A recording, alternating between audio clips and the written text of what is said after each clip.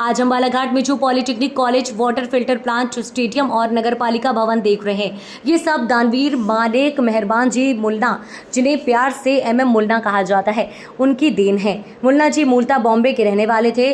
उनके बालाघाट आने और फिर यहाँ बस जाने की कहानी बहुत रोचक है।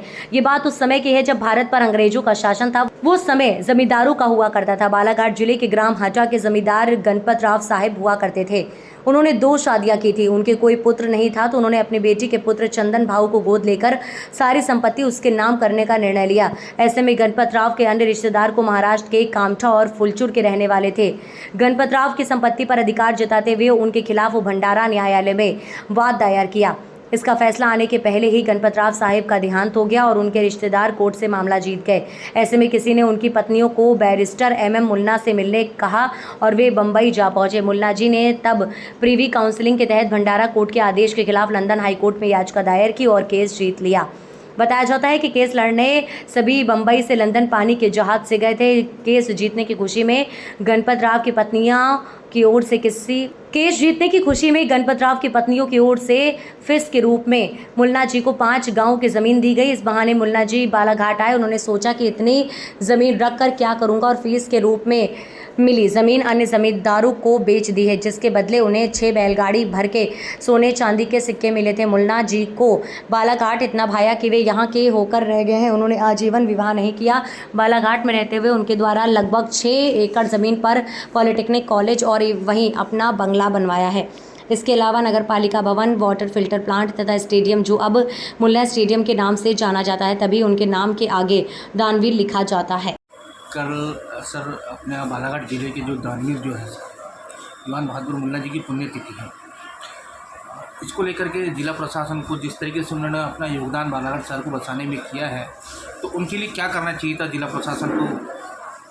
करना तो उनके लिए बहुत कुछ था, मगर जिला प्रशासन या कुछ समाज सेवी संस्थाएं उनकी समाधि स्थल पे जाती है और सुबह एक फूल और एक हार चढ़ा के आ जाती है।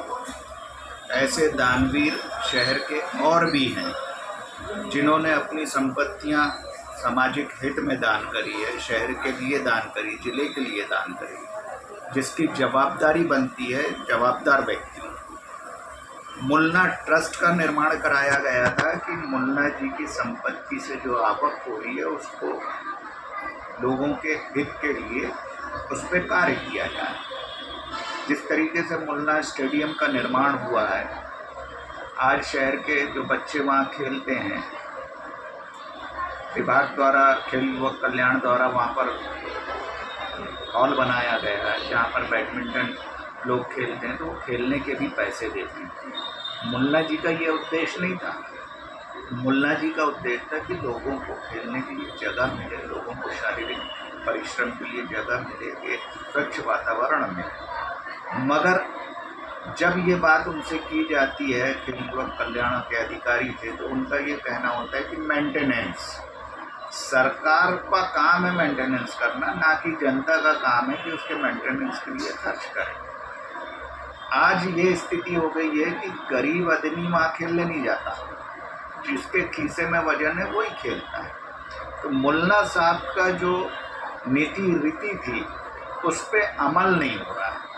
मुल्ला जी का जो सोच थी उस सोच पे काम नहीं हो रहा। आज हमें यह महसूस हो रहा है कि जिस व्यक्ति ने अरबों रुपए की संपत्ति दान करी, ये सोचकर कि समाज का इसमें भला होगा, समाज का हित होगा, मगर जो लोग जवाबदार पद पे बैठे हैं वो लोग उसके विपरीत कार्य कर रहे हैं।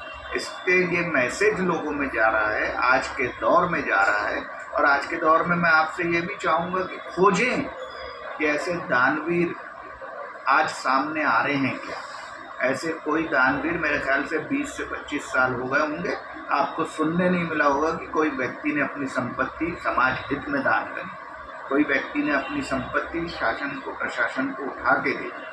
आज वो सुनने नहीं मिल रहा है। पुराने जो लोगों ने संपत्तियां दान की है, नई पीढ़ी उससे बहुत दूर है। उसका रीज़न ये है कि जो व्यक्ति आज जवाबदारी से बैठ रहा है वो अपनी जवाबदारी का निर्वहन समाज हित में नहीं कर पा रहा। तो सर देखा जा रहा है कि उन्होंने बालाघाट को बसाया, फिर भी उनके नाम से एक मुन्ना स्टेडियम ही है जो उनके नाम से, बाकी कुछ चीनी वाटर फिल्टर प्लांट भी उन्होंने ही दिया है। देखिए, मुन्ना साहब की संपत्ति बहुत सारी है। मुन्ना साहब का तो पॉलिटेक्निक कॉलेज दिया हुआ है, स्टेडियम है जो आज शहर की जनता पानी पी रही है, वो फिल्टर प्लांट पूरा उनका है। मुन्ना साहब ने इतना सब कुछ दिया, तो मुन्ना साहब को एक स्टेचू दे दिए बस स्टैंड में, जिसके आजू बाजू पूरी गंदगी रहती है। ये भी काम है प्रशासन का, नगर पालिका का, कि वहाँ पर व्यवस्थित गार्डन था, उसको तहस नहस कर दिया गया, बर्बाद कर दिया गया। आज मुल्ला जी के स्टेचू के पीछे लोग बैठ के दारू पी रहे, मुल्ला जी के स्टेचू के पीछे गंदगी पड़ी। तो ये सोच है, जैसी सोच रहेगी वैसी सारी चीज़ें आपके सामने प्रदर्शित होंगी और मिलेंगी। आपका परिचय बताओ। विजय वर्मा, फाउंडर मेंबर दीवान बहादुर मुल्ला समिति। सर कल पुण्यतिथि है, हाँ, किस तरह के कार्यक्रम होंगे और क्या है इनका? अब दीवान बहादुर मुल्ला की हर साल हम लोग यहाँ पे 2 जुलाई को उनकी पुण्यतिथि मनाते हैं, और कल जो होता है उसमें बालाघाट के कलेक्टर, एसपी साहब और नगर पालिका अध्यक्ष, तमाम जो नेता हैं और गणमान्य लोग यहाँ आते हैं और उनकी समाधि पे श्रद्धांजलि अर्पित करते हैं। किस तरह का योगदान रहा है मुल्ला जी का? मुल्ला जी का जो जीवन है वो बालाघाट के लिए समर्पित रहा है। उन्होंने अपना पूरा जीवन बालाघाट में जिस तरह से बिताया है वो सर्वविदित है।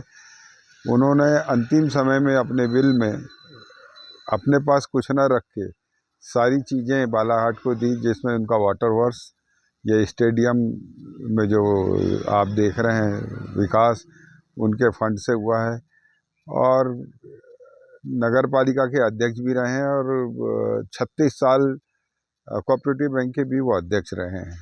तो आज जो हम पानी पी रहे हैं वो उन्हीं की देन है, और नगर पालिका से मेरा एक बार अनुरोध भी रहेगा कि उस वाटर वर्क्स का नाम दीवान बहादुर M.A. मुल्ला वाटर वर्क्स रखा जाए।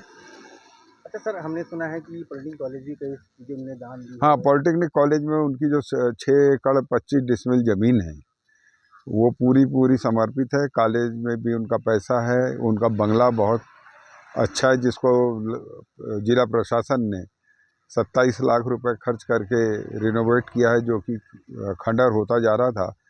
उसमें हमारे बालाघाट के कलेक्टर पूरी तरह से समर्पण भाव दिखाते हुए उसका जीर्णोद्धार किया है। सर ये भी सुना है कि जिस तरीके से उन्होंने अपनी सारी ज़मीन जायदाद दान दे दी है और बालाघाट के लिए उन्होंने अपना पूरा जीवन समर्पित कर दिया है, क्या लगता है कि वो क्या संदेश देना चाहते हैं आने वाली पीढ़ी को? हम ये देना चाहते हैं कि यदि आपके पास कुछ है और आप अपने परिवार के साथ साथ अगर जनहित में कुछ सक्षम अगर हैं, तो जनहित में आप क्या कर सकते हैं, ये इसके लिए कुछ करना चाहिए, उनका संदेश है।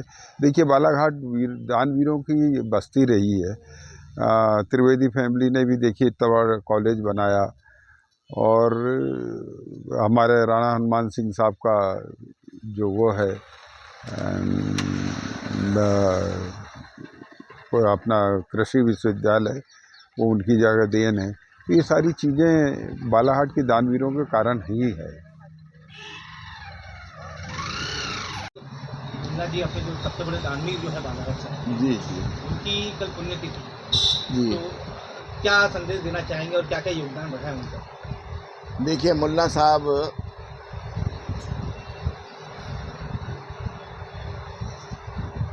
बालाघाट वो हट्टा के जमींदार के एक केस में, अभी उदय सिंह जी बैठे ही थे यहाँ, अब भी गए बिल्कुल 1 मिनट पहले। उनका एक केस लड़ने के लिए बॉम्बे से उन्होंने लेके आए थे उनको, और बालाघाट उनको इतना भा गया और वो बालाघाट ही रह गए। उन्होंने शादी नहीं की, जीवन भर अविवाहित रहे, और इसके बाद जो भी उन्होंने यहाँ बैरिस्टर का काम किया, नगर पालिका अध्यक्ष भी रहे,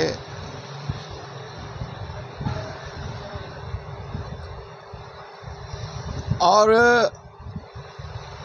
मैं समझता हूँ कि अपना जो जीवन भर उन्होंने यहाँ काम किया और आय अर्जित की, उस आय को पूरा का पूरा बालाघाट के लोगों को समर्पित कर दिया। उनके रिश्तेदार तो और भी हैं बहुत सारे, लेकिन किसी को उन्होंने याद नहीं किया। बालाघाट में ही कमाया और बालाघाट को ही पूरा संपत्ति देकर के यहाँ से भगवान के यहाँ चले गए। ऐसा व्यक्तित्व तो बहुत कम मिलता है, कुछ अंश दान करते हैं लोग, लेकिन उन्होंने पूरा सर्वस्व दान करके, ऐसा व्यक्ति मुल्ला साहब को याद करना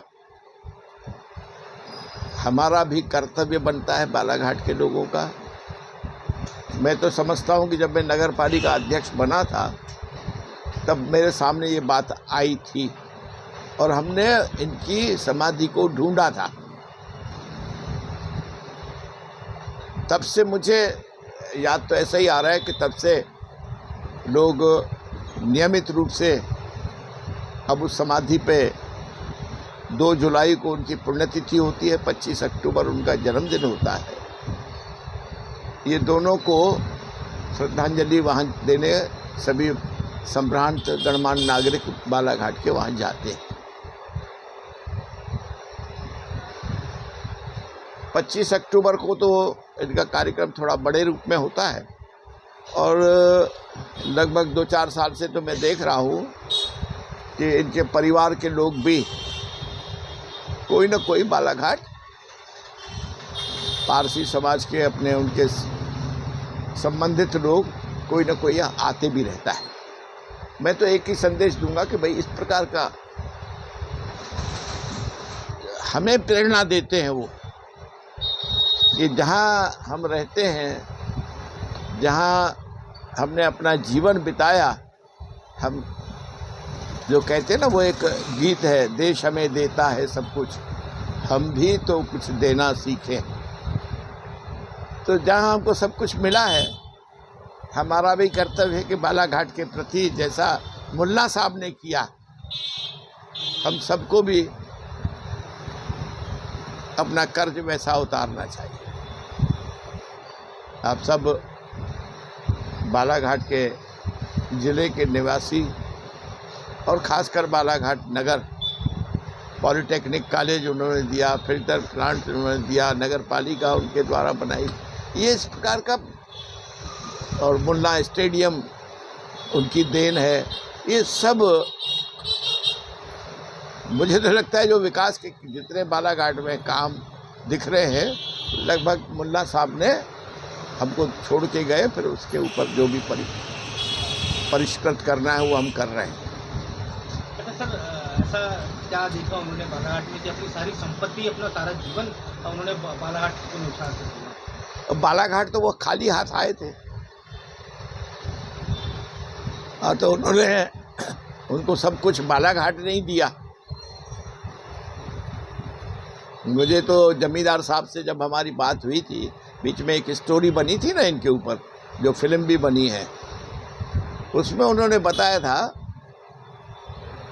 कि 2 गांव उन्होंने बेचे, उनको जो दान में मिले थे गांव, क्योंकि इन्होंने वकालत की थी जमींदार साहब की, तो इनको वो दिए थे दान में, मतलब उसके फीस के रूप में इनाम दिया था। वो जीते थे, उनका केस इन्होंने जीत करके दिया था। तो वो 2 गांव जब उन्होंने बेचे थे तो 6 बैलगाड़ियों में चांदी के सिक्के भर कर के उनको पैसा मिला था, और था कितना, वो 90,000 इसमें छकड़ों में रख कर के उन्होंने बालाघाट लेके आए थे। तो ऐसी हस्ती रोज रोज पैदा भी नहीं होती, और बालाघाट उनको भा गया था, उसका यह परिणाम था कि उन्होंने बालाघाट को सब कुछ दिया।